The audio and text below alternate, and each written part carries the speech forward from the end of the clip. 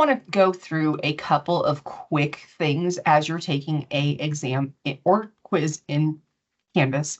So the first thing is you'll notice that all of these questions, there's going to be questions involved, and then you'll notice there's this little pin on the side. That pin is actually going to come in really useful.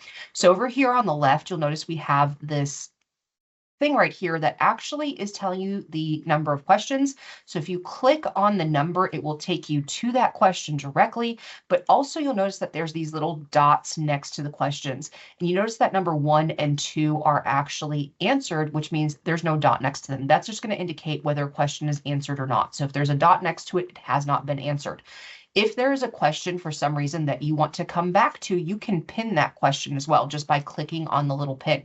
So in order to see the questions that you pinned, if you click on this arrow over here to the left, it's actually going to expand your view a little bit. And then you can also see which questions have been pinned just by scrolling, or these pinned questions up here are the ones that you want to come back to. So if there's one specifically that you want to come back to, let's say I want to go to question 4. If I click on question 4, it will take me directly to that question.